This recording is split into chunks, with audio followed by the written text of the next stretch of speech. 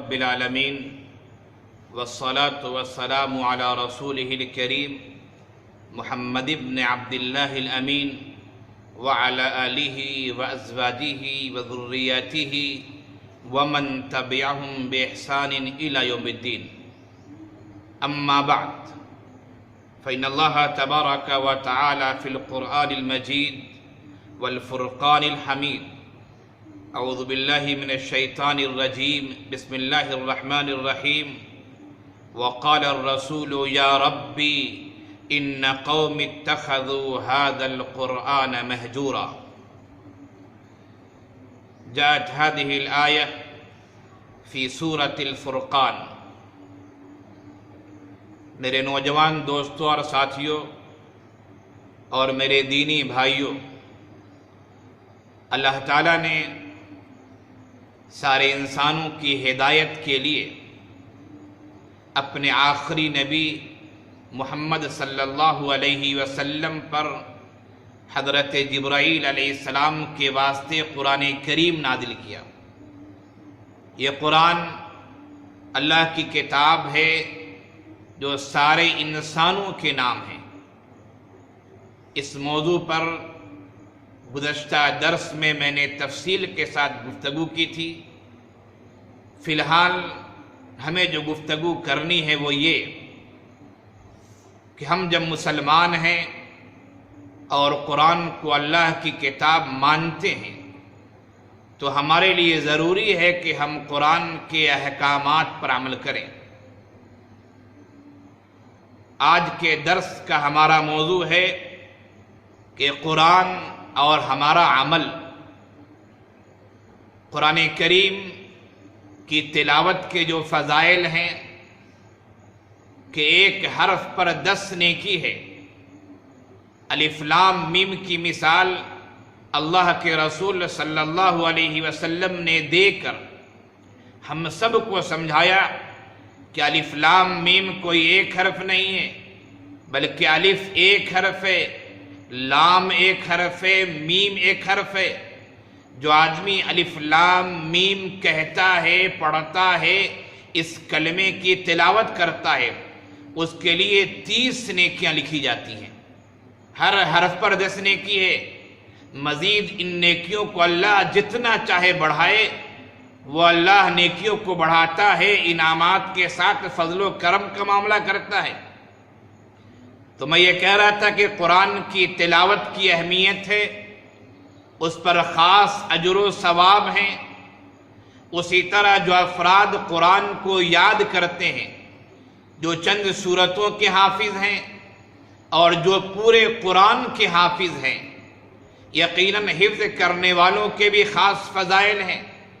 ان فضائل کے بیان کا فی الحال وقت نہیں ہے، لیکن ہمیں جاننا چاہیے کہ جو جتنی آیتیں یاد کرے گا، اللہ تعالیٰ اسی لحاظ سے اس کے ساتھ فضل و کرم کا، انعام کا زیادہ معاملہ فرمائے گا.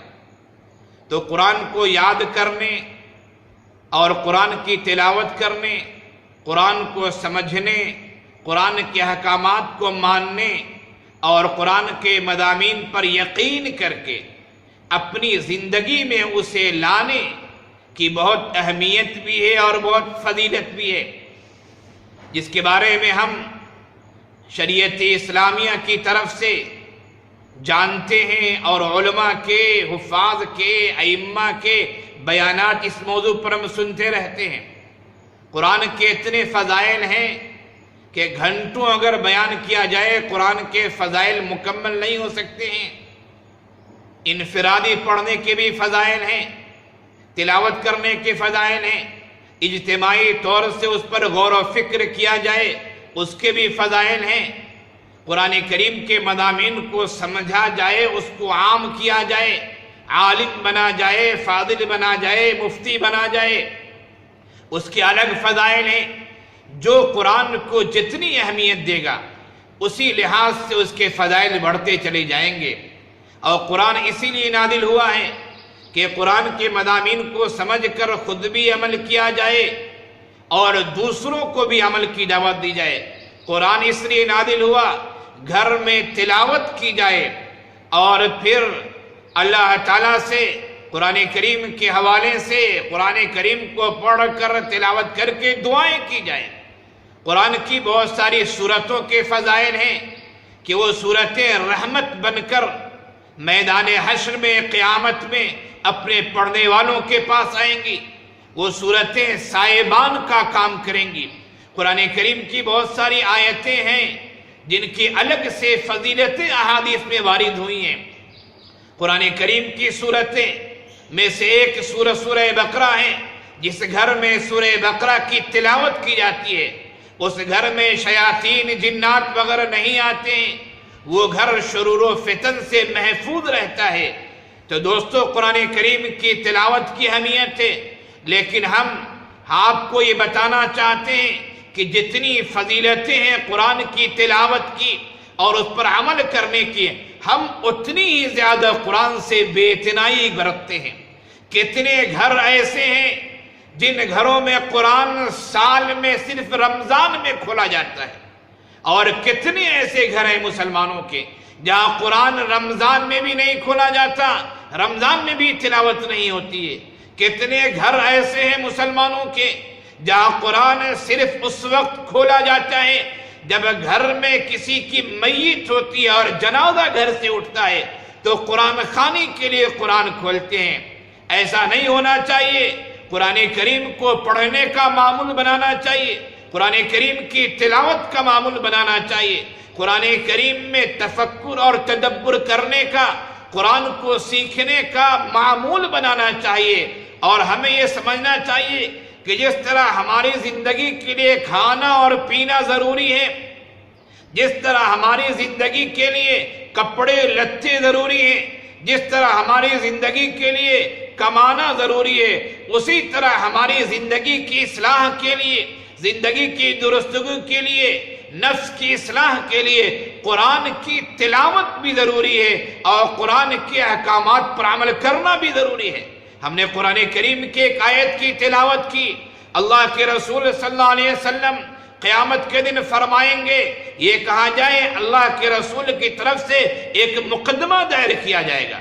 اللہ کے رسول فرمائیں گے، قرآن کریم نے سورہ فرقان میں اس کو بیان کیا ہے، آیت نمبر 30 میں ہے، وَقَالَ الرَّسُولُ يَا رَبِّ إِنَّ قَوْمِ اتَّخَذُوا هَذَا الْقُرْآنَ مَهْجُورًا۔ رسول کہیں گے، اے میرے پروردگار، میری قوم نے قرآن کو چھوڑ دیا تھا، قرآن کو چھوڑا ہوا بنا دیا تھا۔ یقیناً اس چھوڑنے میں جو کفار و مشرکین ہیں، جو غیر مسلم ہیں، وہ صف اول کے لوگ ہوں گے، اس لیے کہ یہ قرآن ان کی ہدایت کے لیے بھی آیا تھا، وہ صف اول میں ہوں گے۔ اللہ کے رسول کے اس مقدمے میں کہ ان قوم اتخذوا هذا القرآن مہجورا، کہ میری اس قوم نے قرآن کو مہجور بنا دیا تھا، متروک بنا دیا تھا، چھوڑا ہوا بنا دیا تھا۔ ہمیں غور کرنا چاہیے، ہم بھی کہیں اس آیت کی زد میں تو نہیں آ رہے؟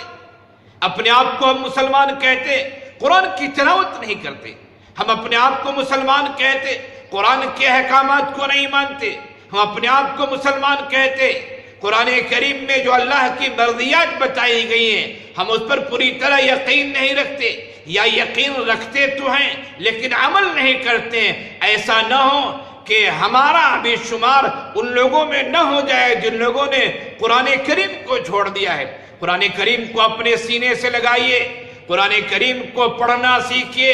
بہت افسوس کے ساتھ یہ بات کہنا پڑتا ہے کہ بہت سارے مسلمان ایسے ہیں جن کو قرآن پڑھنا بھی نہیں آتا ہے، قرآن کی تلاوت نہیں آتی ہے۔ ہماری غیرت ایمانی جاگنی چاہیے کہ ہم مسلمان ہیں اور قرآن پڑھنا نہیں آتا۔ ہمیں قرآن سیکھنا چاہیے، جس طرح ہم دنیا کی ضرورتوں کو حل کرنے کے لیے دوڑ دھوپ کرتے ہیں، اللہ کے ان احکاموں کو سمجھنے کے لیے ہمیں محنت کرنی چاہیے، کوشش کرنی چاہیے، علماء سے، حفاظ سے رب پیدا کرنا چاہیے۔ امت مسلمہ کے حال کو دیکھتے ہوئے ماہر القادری علیہ الرحمہ نے قرآن کی فریاد کے نام سے ایک مشہور نظم کہی تھی۔ اس نظم کے چند اشعار میں آپ کے سامنے پیش کرتا ہوں۔ اس نظم میں جو بات کہی گئی ہے وہ یقیناً ہمارے سماج کی، ہمارے معاشرے کی پوری عکاسی کی گئی ہے۔ ماہر اللہ قادری کہتے ہیں قرآن کی فریاد ہے، چند اشعار ملاحظہ فرمائیں۔ طاقوں میں سجایا جاتا ہوں، طاقوں میں سجایا جاتا ہوں، آنکھوں سے لگایا جاتا ہوں، تعویذ بنایا جاتا ہوں، دھو دھو کے پلایا جاتا ہوں، جزدان حریر و ریشم کے اور پھول ستارے چاندی کے، پھر عطر کی بارش ہوتی ہے، خوشبو میں بسایا جاتا ہوں، جیسے کسی طوطا مینا کو کچھ بول سکھائے جاتے ہیں، اس طرح پڑھایا جاتا ہوں، اس طرح سکھایا جاتا ہوں۔ جب قول و قسم لینے کے لیے تکرار کی نوبت آتی ہے، پھر میری ضرورت پڑتی ہے، ہاتھوں پہ اٹھایا جاتا ہوں۔ یہ ایک حقیقت ہے، یہ چند اشعار میں نے پیش کی، ایک حقیقت ہے۔ قرآن نے ہمارے طاقوں میں سجا کے رکھا ہوا ہے۔ سالوں سال قرآن نہیں کھلتا ہے۔ قرآن کھلتا کب ہے؟ جب قسم کی باری آتی ہے کہ لاؤ قرآن لاؤ، قسم کھاتے، یہ بات صحیح ہے غلط ہے؟ یہ قرآن کے ساتھ جو ہمارا رویہ ہے یہ دوہرا سلوک ہے، دوہرا سلوک ہے۔ جب قرآن کو اللہ کی کتاب مان لیا ہم نے تو پھر قرآن کی تلاوت بھی کریں، اس کو اپنی زندگی کا ایک حصہ اور ایک معمول بنائیں، اس پر عمل کریں، تاکہ کل اللہ کی خوشنودی، اللہ کی جنت، اللہ کی رحمتیں، اللہ کا فضل ہمارا اور آپ کا استقبال کرے۔ قرآن کے ساتھ دوہرا سلوک مت کیجئے۔ جب قرآن کو ہم نے اللہ کی کتاب مان لیا ہے تو آئیے اس کی تلاوت کرتے ہیں، آئیے عہد کرتے ہیں، ہم آپس میں یہ معاہدہ کرتے ہیں کہ انشاءاللہ آج کی مجلس کا ہم یہ پیغام لے کر جائیں کہ ہم روزانہ قرآن کی تلاوت ضرور کریں گے، ہم قرآن کے مضامین کو سیکھنے کی ضرور کوشش کریں گے، ہم قرآن کریم کی کچھ نہ کچھ صورتیں ضرور یاد کریں گے، ہم قرآن کریم کے احکامات کو اپنی زندگی میں اتارنے کی ضرور کوشش کریں گے، اور ہم فرد کے بعد اجتماعی طور پر بھی اپنے سماج کو قرآن کے سانچے میں ڈھالنے کی کوشش کریں گے۔ قرآن جیسا سماج چاہتا ہے ہم انشاءاللہ ویسا سماج بنانے کی کوشش کریں گے۔ اللہ تعالی ہم سب کو ان باتوں کو سمجھنے اور عمل کرنے کی توفیق عنایت فرمائے۔ وآخر دعوانا ان الحمدللہ رب العالمین۔